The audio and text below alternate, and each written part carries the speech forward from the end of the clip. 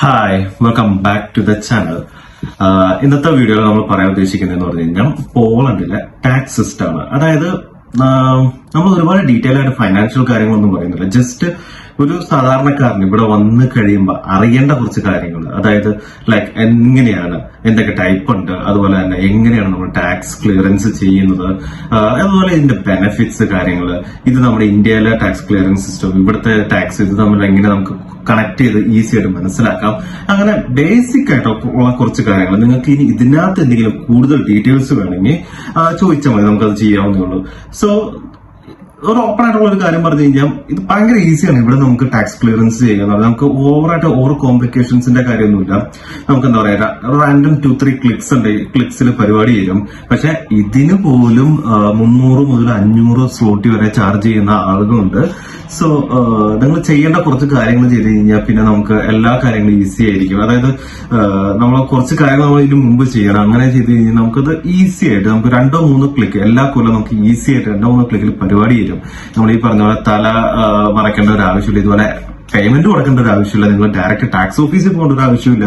Just നിങ്ങളുടെ സിസ്റ്റത്തിൽ നിങ്ങൾ ഓപ്പൺ ചെയ്യുക, കാര്യങ്ങളൊക്കെ ഒന്ന് വെരിഫൈ ചെയ്യുക. ഓക്കെ ഓക്കെ ഓക്കെ ആ ആഴ്ച 5ാമത്തെ ദിവസം നിങ്ങളുടെ അക്കൗണ്ടിൽ ആ ടാക്സിന്റെ റീഫണ്ട് കൊടുക്കാണ്ടെങ്കിൽ അത് കിട്ടിയിട്ടുണ്ടാവും. അല്ലെങ്കിൽ നമ്മൾ അങ്ങോട്ടാണ് കൊടുക്കേണ്ടതെങ്കിൽ അത് നമ്മുടെ അക്കൗണ്ടിൽ നിന്ന് സെയിം ഡേ തന്നെ ഡിഡക്ട് ആയിട്ടുണ്ടാവും. സോ നമുക്ക് ഡീറ്റെയിൽ ആയിട്ട് പോകാം. സോ നമ്മുടെ എല്ലാ നാട്ടിലുള്ള പോലെ തന്നെ എല്ലാ കാര്യത്തിനും ഇവിടെയും നമ്മൾ ടാക്സ് കൊടുക്കേണ്ടി വരും.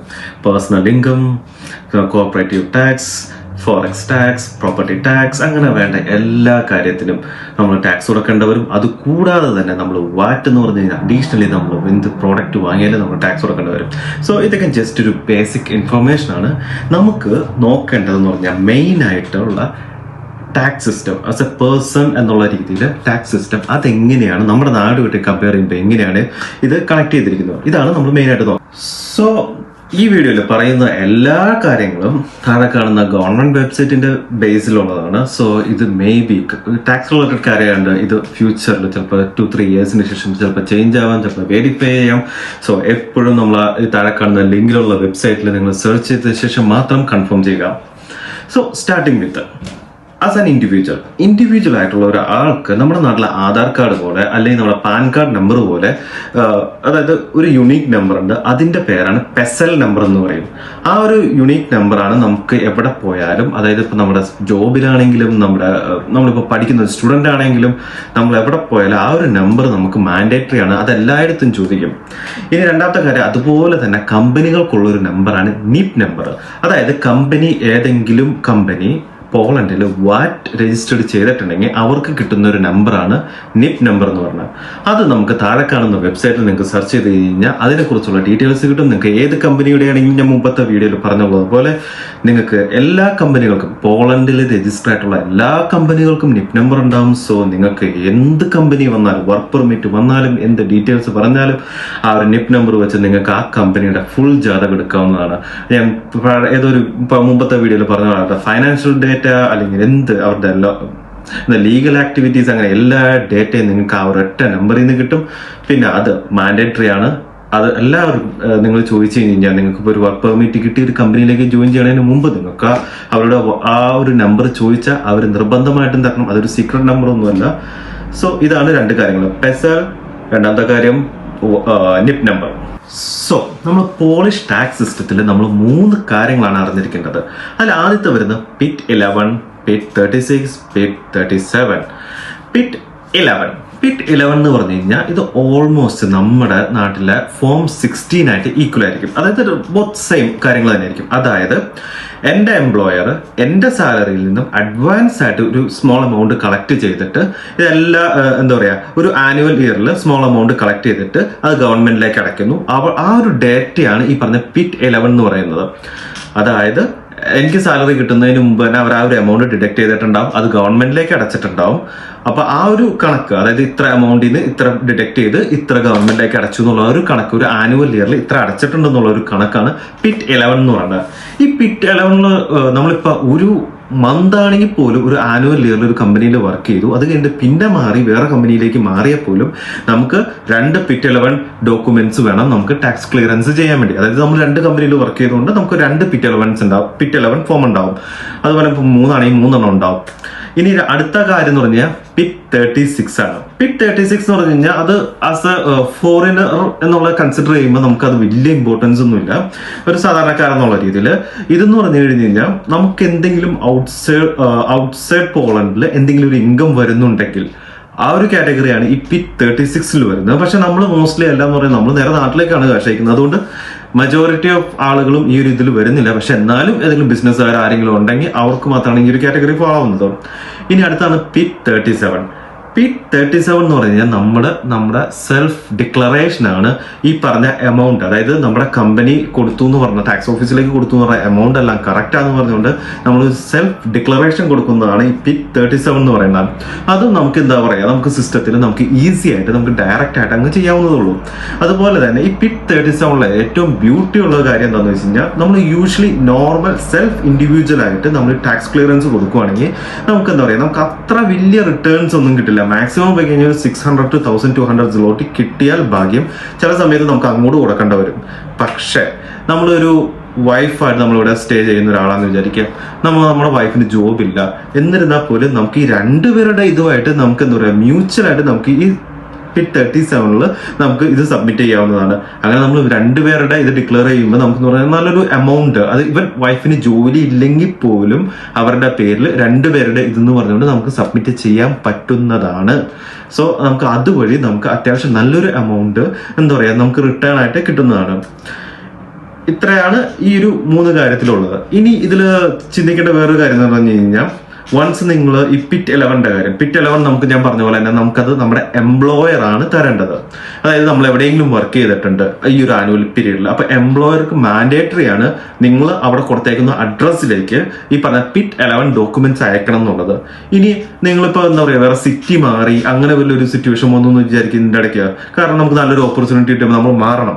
അപ്പൊ അങ്ങനെ മാറുമ്പോൾ എന്ന് വെച്ച് കഴിഞ്ഞാൽ അപ്പോഴും നമുക്ക് ഈസിയാണ്. നമ്മൾ എന്ത് ചെയ്യുക, നമ്മൾ ഈ താഴെ കാണുന്ന വെബ്സൈറ്റിൽ നമുക്ക് ഡയറക്റ്റ് നമുക്ക് എന്താ പറയാ, നമുക്ക് ചെക്ക് ചെയ്ത് കഴിഞ്ഞ് കഴിഞ്ഞാൽ നമ്മൾ എവിടേക്ക് ആ ഒരു ആനുവൽ ഇയർ വർക്ക് ചെയ്തിട്ടുണ്ടോ അതിന്റെ എല്ലാം PIT 11 ഫോംസും നമുക്ക് ഈസി ആയിട്ട് അവൈലബിൾ ആണ്. നമുക്ക് ജസ്റ്റ് വെരിഫൈ ചെയ്യുക, സബ്മിറ്റ് ചെയ്യുക, അത് ഓട്ടോമാറ്റിക്കലി 36 ആയിട്ട് മാറിക്കോളും.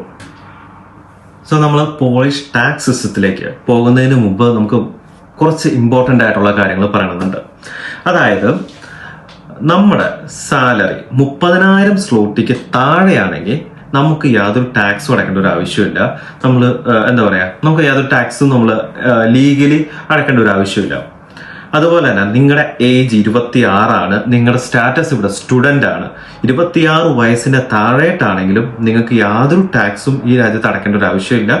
അതുപോലെ തന്നെ നിങ്ങളുടെ സാലറിയിൽ നിന്ന് ടാക്സ് എടുക്കും കമ്പനി. പക്ഷെ എന്നിരുന്നാലും നിങ്ങൾ PIT 37 സബ്മിറ്റ് ചെയ്യുമ്പോൾ ആ കളക്ട് ചെയ്ത എമൗണ്ട് കംപ്ലീറ്റ് ആയിട്ട് 100% നിങ്ങൾക്ക് റിട്ടേൺ വരുന്നതാണ്. ഇനി മൂന്നാമത്തെ കാര്യം എന്ന് പറയാം, നിങ്ങളുടെ ആനുവൽ സാലറി 1,20,000 മുകളിലാണെങ്കിൽ നിങ്ങൾക്ക് ടാക്സ് സ്ലാബ് വരുന്നത് 32% ടാക്സ് ആണ് വരുന്നത്. എന്നാൽ നിങ്ങളുടെ ടാക്സ് എമൗണ്ട് 1,20,000 താഴെയാണെങ്കിൽ നിങ്ങൾക്ക് വരുന്നതെന്ന് പറഞ്ഞു കഴിഞ്ഞാൽ വെറും 12% ടാക്സ് മാത്രം അടച്ചാൽ മതി.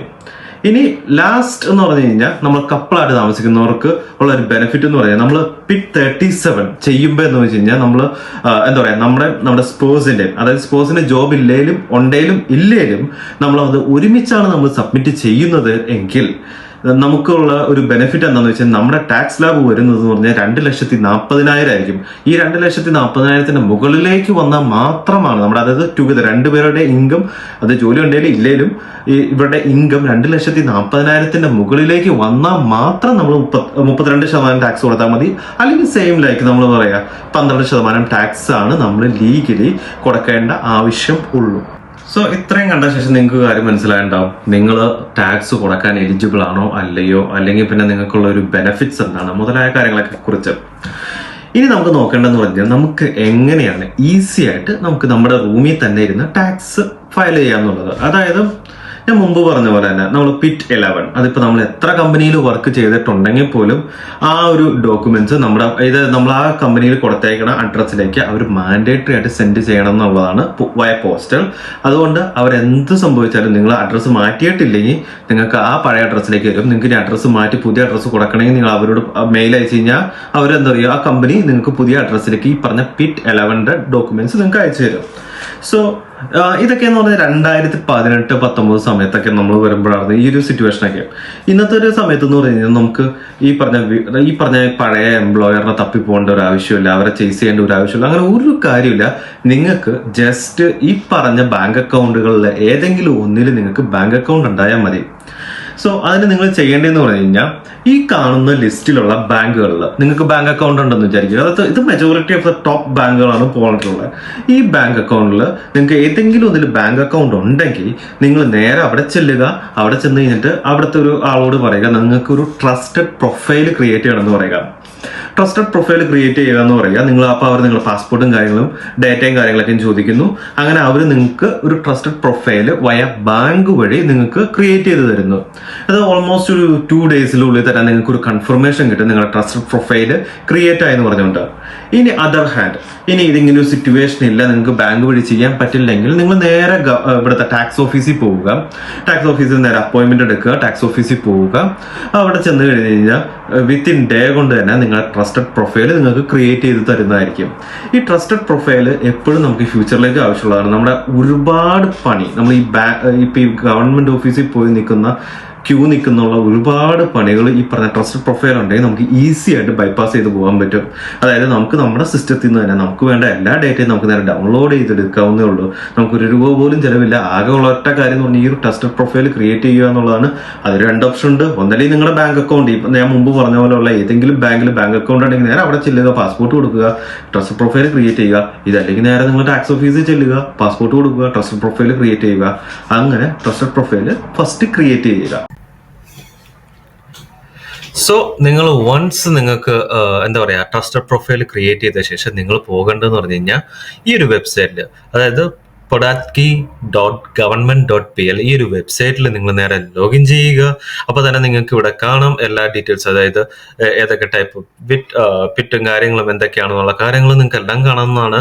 ആൻഡ് ഇത് ഇംഗ്ലീഷിലാണ് ഈ ഒരു വെബ്സൈറ്റ് ഉള്ളത്, പോളിഷിൽ നിങ്ങൾക്ക് അവൈലബിൾ ആണ്. സോ ഇറ്റ്സ് സ്ട്രേറ്റ് ഫോർവേഡ് ആണ് കാര്യങ്ങൾ. വൺസ് നിങ്ങൾ ഇതിനകത്തേക്ക് ലോഗിൻ ചെയ്ത ശേഷം നിങ്ങൾ നേരെ ഡയറക്റ്റ് ഈ ടാക്സ് ഓഫീസിലേക്ക് ലോഗിൻ ചെയ്യുക. ഈ ടാക്സ് ഓഫീസിൽ ലോഗിൻ ചെയ്ത് കഴിയുമ്പോൾ നിങ്ങൾക്ക് ഞാൻ പറഞ്ഞ പോലെ തന്നെ ഇവിടെ നിങ്ങൾക്ക് ലാംഗ്വേജ് മാറ്റാനുള്ള ഒരു ഓപ്ഷൻസ് ഉണ്ട്. നമ്മൾ ആസ് യൂഷ്വൽ നമ്മൾ ഇംഗ്ലീഷ് തന്നെ ചൂസ് ചെയ്യുക. നേരെ താഴോട്ട് വന്നു കഴിഞ്ഞാൽ 2 ഓപ്ഷൻ വരും. ഒന്ന് ട്രസ്റ്റഡ് പ്രൊഫൈൽ, അടുത്തത് പെസൽ അല്ലെങ്കിൽ നിപ്പ് നമ്പർ വെച്ചിട്ടുള്ള ലോഗിൻ ചെയ്യാനുള്ള ഒരു ഓപ്ഷൻ നമുക്ക് വരുന്നതാണ്. സോ നമ്മൾ ആസ് യൂഷ്വൽ നമുക്കെന്ന് പറഞ്ഞാൽ ഏറ്റവും ഈസി വേ എന്ന് പറഞ്ഞു കഴിഞ്ഞാൽ നമ്മൾ ട്രസ്റ്റഡ് പ്രൊഫൈൽ വെച്ചിട്ട് ലോഗിൻ ചെയ്യുന്നതാണ് ഏറ്റവും ഈസി ആയിട്ടുള്ള ഒരു വേ.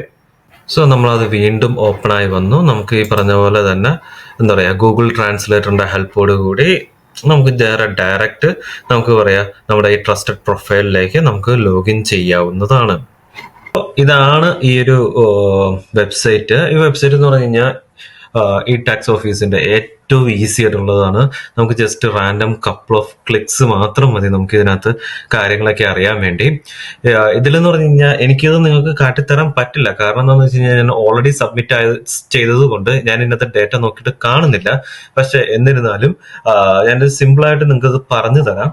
അതായത് ഫസ്റ്റത്തെ ഇതെന്ന് പറഞ്ഞു കഴിഞ്ഞാൽ നമ്മുടെ ഡോക്യുമെന്റ്സ്, നമ്മൾ ഏതെങ്കിലും ഒരു കാര്യത്തിൽ പെൻഡിങ് ഉള്ള ഏതെങ്കിലും ഒരു ഇയറിലെ എന്തെങ്കിലും ഒരു കാര്യം പെൻഡിങ് ഉണ്ടെങ്കിൽ, അല്ലെങ്കിൽ നമുക്ക് എന്തെങ്കിലും ഒരു കാര്യം ഈ ഡിക്ലറേഷൻ വേണമെങ്കിൽ, അതായത് നമ്മൾ ടാക്സ് ക്ലിയർ ചെയ്തു എന്നുള്ളത് നമ്മൾ ഡിക്ലറേഷൻ എടുക്കാം, നമ്മൾ TRC സബ്മിറ്റ് ചെയ്യാൻ വേണ്ടി, ഡിക്ലറേഷൻ എടുക്കാൻ വേണ്ടി മുതലായ കാര്യങ്ങൾ, അതുപോലെ തന്നെ നമ്മൾ എത്ര പേയ്മെന്റ് ചെയ്തു, എത്ര നമുക്ക് റിസീവ് ആയി, അങ്ങനെ ഫുൾ ഡീറ്റെയിൽസ്, ഇത് നമ്മൾ സബ്മിറ്റ് ചെയ്ത ഡോക്യുമെന്റ്സ്, അങ്ങനെ ഫുൾ ഡീറ്റെയിൽസ് ആണ് ഡോക്യുമെന്റ്സിലുള്ളത്. രണ്ടാമത്തെ കാര്യം എന്ന് പറഞ്ഞാൽ ഈ പിറ്റ് എന്ന് ഉദ്ദേശിക്കുന്നതെന്ന് പറഞ്ഞാൽ നമ്മൾ ഇതുവരെ എന്താ പറയാ നമ്മൾ എവിടെയൊക്കെ ജോലി ചെയ്തിട്ടുണ്ടോ. ഫോർ എക്സാമ്പിൾ ഞാൻ കഴിഞ്ഞ കൊല്ലം 2 കമ്പനിയിൽ ജോലി ചെയ്തിട്ടുണ്ടെങ്കിൽ ആ ഒരു ഡീറ്റെയിൽസ്, അത് 2023 2 കമ്പനിയിൽ വർക്ക് ചെയ്തു. അപ്പൊ ഈ 2 കമ്പനിയിൽ നിന്നുള്ള പിറ്റിന്റെ ഡീറ്റെയിൽസ് മുതലായിട്ടുള്ള കാര്യങ്ങൾ. മൂന്നാമത്തെന്ന് പറഞ്ഞു കഴിഞ്ഞാൽ ഹിസ്റ്ററി ഓഫ് ടാക്സ് റിട്ടേൺ, നമ്മൾ കഴിഞ്ഞ കൊല്ലങ്ങളിൽ നമ്മൾ ചെയ്തേക്കുള്ളത്. അതായത് നമുക്ക് ഈ പറഞ്ഞ പോലെ തന്നെ നമ്മൾ വൺസ് നമ്മൾ റെസിഡൻസ് കാർഡിനൊക്കെ സബ്മിറ്റ് ചെയ്യുമ്പോൾ നമ്മൾ ടാക്സ് ഓഫീസിലേക്ക് ഡയറക്റ്റ് പോകണ്ട. നമ്മൾ ഇതെല്ലാം കളക്ട് ചെയ്യാം. നമ്മൾ ജസ്റ്റ് ഇതിൽ ക്ലിക്ക് ചെയ്യുക, നമുക്ക് ആവശ്യമുള്ള ഡേറ്റാസ് നേരെ വരും. ഏത് കൊല്ലം ഇയർ ബൈ ഇയർ ആയിട്ട് ഇത് വരും. നമ്മൾ നേരെ അത് നമുക്ക് ജസ്റ്റ് ഡൗൺലോഡ് ചെയ്തെടുത്താൽ മാത്രം മതി.